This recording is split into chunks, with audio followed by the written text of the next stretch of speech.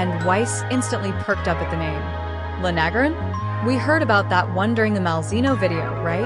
RWBY asked excitedly. Right, that was the ice wolf, correct? Weiss asked, sounding quite eager. Winter also perked up at this as well. The very same, yes, Katana confirmed. And almost immediately after, the room was assaulted by the shrill cry of "eat" from the girls, almost everyone forced to cover their ears as the faunus were put into a daze from an audio-sensory overload. And Winter was even resisting the urge to join them, but just barely managed to maintain her composure, despite trembling in excitement. This is gonna be so awesome. Go, go, go. RWBY exclaimed, clapping her hands rapidly like an excited child. Despite briefly being deafened by them, the group couldn't help but chuckle at the two girls. Sai was sleeping on the ground in Siliana as the sounds of wolf howls could be heard in the background. So, Sai, are you aware that there have been several noise complaints about howling coming from your lodgings? And that you shouldn't fall asleep when talking to the HR team? A dark-skinned woman asked him as she glared down at him. Who snores like that? Ilya asked. Enough people to make it a meme, Teko told her. I'm more concerned he thinks it's acceptable to fall asleep in front of HR. Glinda said. To be fair, maybe he's not getting enough sleep when dealing with these monsters. Especially since we know the commander doesn't give him the proper time to recover. Summer admitted, her tone souring when it came to the commander. The host groggily woke and got to his feet as he heard her voice. Oh, yes. Sorry, ma'am. I just got a new husky and he's not used to the new place yet, so he gets a bit stir-crazy. I'm trying my best to calm him down, but, well, I think you've heard the results. The Dual Blades user explained his situation, letting out a tired yawn. A husky? But they don't howl like that. It honestly sounds more like someone screaming in the most ridiculous way possible. That sounds like an actual wolf, Winter said suspiciously. And Lunagaron is a wolf, Weiss said, equally suspicious. The cast now began putting two and two together. He's secretly keeping a Lunagaron, isn't he? Cinder asked. No. An actual wolf. Still crazy, but not that crazy, Razara said. Ironwood sighed at this. I'm not even surprised anymore when it comes to the antics of your family, he said stoically. Oh, now you know those words are gonna come back and bite you, Jimmy. Crow laughed. Most definitely. Katana giggled as well. Still, even if they are a more difficult breed, Huskies more than make up for it by being some of the most beautiful dogs you can find. Winter explained. Agreed. Weiss concurred with her sister. Yeah, they're super cool. I can't be 100% certain, but I'm almost 90% sure Zvi is par husky, because he's so adorable, RWBY said, hugging her pupper. The HR woman let out a noise of understanding at this. I see. Yes, those can certainly be a challenging breed, especially all of their howling. You would swear they sound like wolves. She agreed, shivering a little at the sound of another howl. Way too much like wolves for my comfort, Velvet agreed nervously, cuddling close to Coco. All dogs are too close to wolves for my comfort. Blake groaned, pulling Ilya and Emerald in close to her. You two really need to get over this trauma, Coco told them, Emerald and Ilya nodding in agreement. Seriously, even actual animals can be trained to ignore their instincts. So surely you too, with human sentience, can do that, Emerald agreed, causing the two Faunus girls to groan. The Sapphire Star chuckled a bit at this. Still wouldn't be the craziest pet someone on the commission had. I still can't believe that one monster biologist wanted me to get him an Lunagaron for a new dog. Sai scoffed, shaking his head at the absurdity. What? The group all asked in disbelief. Someone besides the Blades was crazy enough to try that? John asked in disbelief. Yep. Our chief ecologist lost his dog, unfortunately, so his bright idea was to ask Uncle Sai to capture an Lunagaron to be his new dog. Razara explained. I'm starting to think everyone on this commission is insane, Roman said. Well, they'd rather fight elder dragons as big as a mountain or powerful enough to freeze continents instead of moving back to the old world, so, probably, Teko admitted. The HR woman perked up a bit, as if she remembered something. "Oh, speaking of Odogaron and wolves, there's a new monster we would like you to talk about," she informed him, before everything went black. Reggie was seen studying his books, as always. Myths and legends. While many are quick to dismiss them as nothing more than fairy tales or stories to trick children into behaving, many of them are born from truths, or at least what is perceived to be the truth, or a way to explain something people couldn't understand.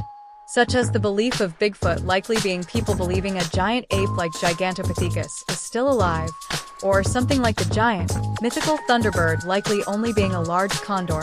Sai explained as a woman in leather clothes was stood before a large, bipedal ape, then riding on a massive vulture. Such fascinating myths you have in your world. Quite impressive creatures those are, Ashbin said, admiring the two creatures. Indeed. I wouldn't mind seeing more of your mythical creatures like those. Adam agreed. Because you want to fight them, I'm guessing? Katana asked. Why else? The bull faunus asked, to which the hostesses, as well as the majority of the cast, all face-bombed. Malzeno was then shown to be perched on the ruins of the citadel. And monsters often fit this bill as well, such as many people believing Malzeno to be a vampire for both its appearance and the fact both it and its companions drink the blood of their prey for power and sustenance. But it is far from the only monster that seems straight out of a fairy tale. Because if you want a real-life werewolf, look no further than Lunagaron. The host declared as an icy blue wolf-like monster was seen howling at the moon. Ruby huffed at Sai's comment on Malzeno. It's not a myth.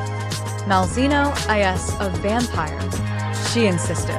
Well, Ruby, I'm pretty sure those terrible leeches do most of the blood-sucking. Here are reasons with her, although she shivered at having to talk about the curio. Stop crushing my dreams, she whined. The group then finally saw Lunagaron in all its glory, Ruby and Weiss letting out another, although more tame, squeal and Winter's eyes practically having stars in them. Yang whistled upon seeing the creature. Man, that is one sleek-looking monster, she admitted. Indeed. It's quite intimidating, but also beautiful. Its blue scales fit perfectly in this frozen environment. Bryn agreed. I just want to see how it compares to a real werewolf. Nora exclaimed. And as they watched it howl to the moon, Spy raised his head and howled right along with it. Now all of the girls, minus Blake, of course, couldn't help but squeal in delight. That's the cutest thing I've ever seen. They all cried out together. Oh, good job, Spy. That's the most fierce howl I've ever heard. Ruby gushed while petting the corgi, causing a visible smirk to appear on his face. Oh, please. Blake sighed, rolling her eye. A young male hunter was seen circling the creature. A striking, yet intimidating sight. Lunagaron obviously looks like a giant wolf. However, rather than thick the long, coarse fur of a wolf, Lunagaron is covered in smooth, sleek cobalt scales. So, it's probably hypoallergenic. The sapphire star exclaimed as the hunter focused on the creature's scales. The three dog lovers stared in awe at the creature. He's so beautiful, Ruby said, amazed. Indeed. So streamlined with a few intricate ridges on its body. Absolutely majestic. Winter agreed in awe. And its scales are absolutely beautiful. So sleek and smooth and such wonderful colors that blend so well together. Weiss cooed. A bit hypocritical of you, isn't it? You said a bird with scales was unsettling, but a canine with scales is an exception. Hazel asked. Of course. Dogs are always the exception. Weiss confirmed, many rolling their eyes at this. Still, it is a marvelous sight. I have to agree, Winter, its different shades of blue are beautiful. Summer said, everyone nodding in agreement. Except Blake, of course. Why, yeah, it looks pretty fierce. But fierce in a good way, like the fashionable way. Velvet admitted, at least trying to fight her natural fear of wolves. And I'd say the ridges and the dark blue colors make it look pretty badass. Crow said, the other thrill seekers, plus Neo and Coco, nodding in agreement. However, a record scratch sounded as Reggie interrupted. Actually, Sai, people aren't only allergic to dogs because of fur and dander. Even hairless breeds produce allergens. People can also be allergic to proteins found in the dog's body fluids, like saliva, urine, and blood. The Wyverian scholar informed while never looking up from his book. Many of the cast let out a "you," but said nothing. Sai was understandably a bit disturbed with this information. Why? Thank you, Reggie. I totally needed to have my joke ruined in favor of some disgusting information like that. Thank you very much, the dual blades user said awkwardly, before walking away from the scholar. Yeah, I'm with Sai. I could have been perfectly happy not hearing that. Neo agreed. See, Penny? THS is how we all feel when you share too much animal info. Yang told her. Penny looked a bit bashful at this. Understood. I shall adjust my parameters accordingly, Penny assured her. The Lunagaron's features were focused on again. Anyway, other than these scales, Lunagaron also has a nice pop of color in the icy blue ridges along several parts of its body, mostly its back, shoulders, hips, and most noticeably, its tail, the ridges making said tail form into 3 points in a triangular shape. And if one were to look closely, they would also notice a cyan glow in the gaps between its scales, stemming from an opening in their scales on the chest. More on that later. But most notably of all, it has some vicious-looking red claws on its paws, serrated much like their cousin, the Odiagron. But something a bit more important to note is their paws are structured almost like human hands, with 4 claws as fingers and another as a semi-opposable thumb.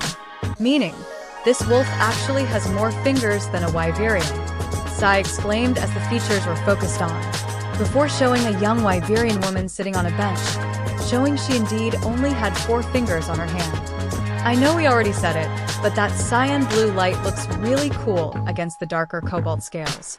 And it almost looks like energy running through a machine's circuits, John said, amazed.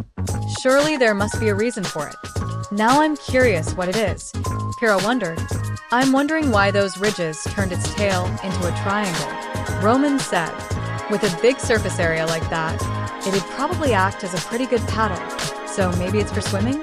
A lot of Arctic predators are capable of going into the water to try to quickly grab prey, Emerald theorized. It has 5 fingers, so it basically has hands? Well, I'm starting to get a bit of likeness to werewolves, Ilya admitted. That is crazy, though, that it has more fingers than Wyverians. So, they only have 4 fingers? That must make it annoying to find gloves. Coco noted. Syra was observing the monster in the frozen reaches of the citadel. So, as one can likely tell from looking at it, Lunagaron is an icy monster most commonly found in the frozen peaks of the citadel, while also enjoying trips to the Frost Island. However, you would be gravely mistaken if you believed that was the only place you could find them. Due to a specialized organ in their chest, dubbed the Lunagaron Bluegore, they are able to freeze the air they inhale, offering themselves supreme thermoregulation, allowing them to handle a wide range of locales, from the more temperate forests of the Shrine Ruins to even the tropical reaches of the Terracid jungle. The host informed as a Lunagaron slowly stalked towards Syra, Fire-Rain, and a ninja-esque hunter. So, it can adapt to just about any climate, just like Tigrex. That means no kingdom is safe from these creatures, Ironwood said in concern. That could be a concern, true enough, but I find it more fascinating than anything. It's truly amazing how adaptation and evolution can make animals suited for such a wide range of locations, Ashvin admitted. Indeed. If only huskies and other cold region breeds had such an adaptation for the fools who take these kinds of dogs to places like Vacuo or other warmer climates, Glinda said, slightly angered as she remembered stories of these cold weather dogs being brought to hotter regions by their owners, only to perish from heat stroke. 1. The icy fanged wyvern then looked to the sky as the clouds parted to reveal the moon. And while many of you have likely heard wolves howl at the moon, that's a myth. They just tilt their heads up, so the sound travels further. Lunagaron, however, Dio have a strange fascination with the lunar body and will sprint up whole cliffs to bask in the moonlight and howl to the moon. The Sapphire Star noted as the wolf-like creature ran up a large, icy spire to stand in the light of the moon, howling up to the lunar body. What? The less mature of the cast cried out upon Sai dropping the truth bomb of wolves howling at the moon. Wolves howling at the moons is a myth. I went my whole life thinking that was common knowledge. Yang explained. No. It's not true. He's tricking us. I refuse to believe it. Nora cried out in refusal. Everything I know is a lie. Ruby cried. But I wonder, what could their obsession with the moon be? What is the purpose? Rin wondered. Well, moonlight is simply reflected sunlight, so it has all the same benefits, such as vitamin D nitric oxide, which is known to help regulate blood flow and reduce blood pressure. Penny informed. Okay, that was actually helpful information. That's progress, Yang admitted. Several illustrations of Lunagaron were then shown. As for their behavior, it is believed that Lunagarons mate for life, or at the very least, raise their litter of pups together, as the pups are born altricial and need much care from their parents. They are known to carry their pups by the large ridge on their back in place of the loose skin on the nape of the neck. One parent stays behind to take care of the pups while the other one goes out foraging and hunting. But it's also important to remember, these are reptilian wyverns, not mammalian fanged beasts, so they do not lactate, so the pups are already born with teeth and eat meat from the very beginning. But in order to strengthen the pups' teeth and jaw muscles, the parents are known to freeze the kill, forcing the pups to work to tear into the flesh and get their portions, making the teeth and jaws stronger for when they need to hunt on their own. And it helps with their motivation and aggression associated with food, Sai explained as the pups struggled to bite into the meal their parent had just frozen for them. All of the girls couldn't help but gasp at the Lunagaron pups. They're adorable. They all cried out, cooing over them. I never thought a lizard dog could be this cute, but it is. Even when I was evil, I would have stopped being evil for them. Cinder gushed about the little lizard puppies. They're such adorable future death machines. Look at him going to town on that frozen meat. Neo cooed as well. I must have one of these in my life. Ruby and the Schnee sisters all said together, having daydreams about having their own Lunagaron pups. Ruby imagining herself being smothered in kisses by the puppy and spy. Weiss envisioning herself training it to win just about every dog show on Remnant, but being sure to give it plenty of loving and cuddles, and Winter seeing the lizard puppy as her steadfast and loyal companion, running military drills and training together, while also sleeping and snuggling together at night. Syra was now in combat with the Wintery wolf. And on the topic of their aggression, Lunagaron are natural-born hunters and see everything as either prey or competition and will fight both things with equal ferocity. They are fearsome, determined hunters willing to try and bring down prey as large as their fellow member of the Three Lords, Garangal, the second largest of all fanged beasts, only behind Ganmoth herself. And it will face any competition head-on with no hesitation, taking on the much bulkier fanged wyvern, Zinogre, and the final member of the Three Lords, Malzeno. I mean, it gets thrown around like a rag doll, but it does manage to do significant damage by freaking suplexing the Scarlet Fever, who I may remind you is capable of fighting and defeat Gazemagorm, who's more than twice its size. So Lunagaron is definitely not to be underestimated. The Sapphire Star warned as the Moonlight Nocturne was seen in combat against the three aforementioned monsters. And there's Garangal. Oh, I hope we get to see him next. Ruby said excitedly. Yeah, it's pretty cool looking. Not to mention huge. Dawn agreed. But the cast couldn't help but jump a bit as they saw the two lords fighting. Holy crap. This is getting vicious. Ilya exclaimed. Well, props to Lunagaron for fighting and winning against something so much bigger than itself. Adam said, impressed. Bigger target, not as fast and more peaceful, so it's not fighting nearly as much as Lunagaron. All of that leads to a pretty rough loss, Razara explained. But no one was expecting Lunagaron to suplex Malzeno. No way. These guys know wrestling moves. That's awesome. Yang exclaimed. Heck yeah, do a power bomb next. Nora cried out. Definitely wouldn't mind seeing what other moves they've got up their sleeves. Crow said. Now I'm wondering what their fights with other Lunagaron look like. I wouldn't mind a front row seat. Again, the fierce flame of camera was shown fighting the fanged wyvern. So, what happens when that aggression is turned towards you? Well, It's the fastest of the three lords, if you don't count Malzeno's teleportation, and it can run you down and barrel into you at high speeds, as well as swing its head and sweep a wave of snow and ice at you. And, as one might expect from a literal wolf, it can bite, pounce, and claw at you. And it's incredibly agile, adding some 360 spins and even some backflips to its biting attacks. And, as I've mentioned about a dozen times by now, Lunagaron is a very icy monster because it can use the ice element, performing huge, arcing jumps over its prey, while breathing several large chunks of ice to rain down on said prey, release bursts of frigid air as it runs, or let loose a cloud of freezing vapors as it howls to chill anyone that gets too close. Sai explained as the ravenous wolf repeatedly attacked the bow-wielding huntress. Yeah, that's about what I'd expect from a wolf monster, Summer admitted. Still cool it's so fast though, Ruby explained. Its agility and range of motion are quite impressive, however. That could make it difficult to pin down, Kira noted. Though, I must admit, all of those ice attacks are quite clever. Ice chunks that big could easily crush someone without proper armor or aura, which would include smaller Grim.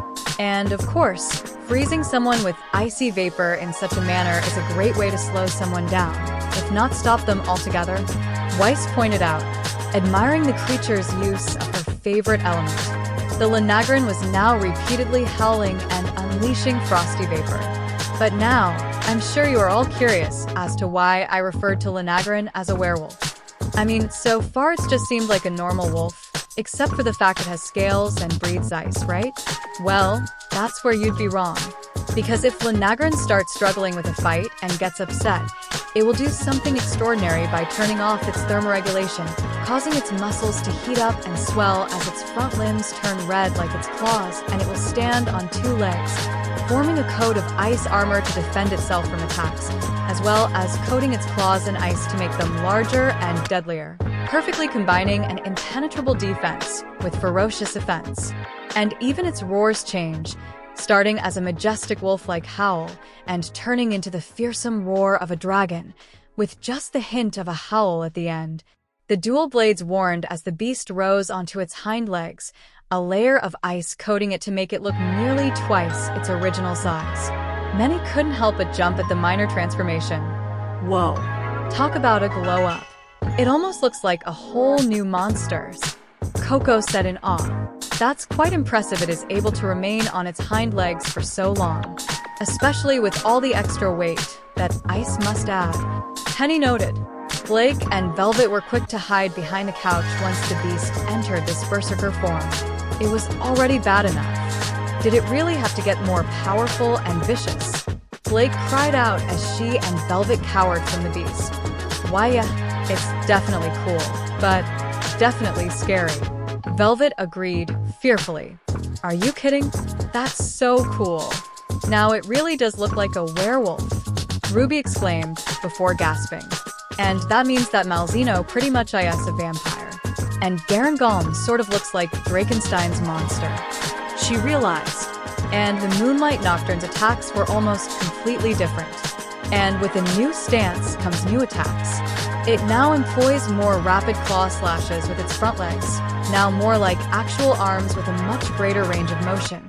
It can sweep its hind legs backwards to kick anyone on its side or behind it, plant its hands down on the ground and drag forward with its claws, tearing up the ground in a path towards its target, sometimes with inclusion of ice, depending on the terrain, or if its claws are encased in ice. However, don't think that doesn't mean it can't rely on old favorites from its quadruped state, such as charging forward on all fours, big pounce attacks now with an icy explosion tacked on, or leaping over you and raining down ice chunks. And speaking of ice, it can also now breath a huge cloud of frost vapor in a line straight in front of it at great distances. And somehow, they gain a knowledge of martial arts, performing a devastating spear hand attack, especially when its claws are coated in ice. Sai warned again as Syra endured the attacks. The more rational of the cast were shocked at the creature's new skill set. Every time we believe we've seen it all, this happens, Ashvin said in awe. Those are actual martial arts moves. Unbelievable, Glinda said in shock. I can confirm that is a perfectly executed spear hand. Ordinarily, you would only aim that at the softest, most vulnerable areas of the body, like the throat, but I don't think it really matters when you use it on a target a tenth of your size, especially while your claws are coated in ice to make them impossibly sharp. Run stated, struggling to process the fact a wolf was performing these moves almost as well as he could.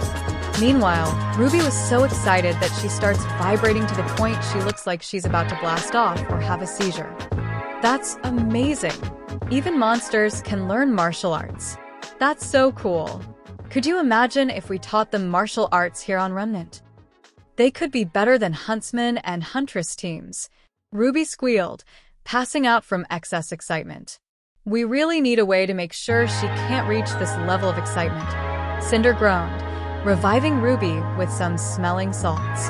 The icy-fanged wyvern repeatedly tried to smash the huntress under its paw. And that knowledge includes a number of grapples, from simply slamming its hand down on you, to a pincer attack that will slam you between both paws.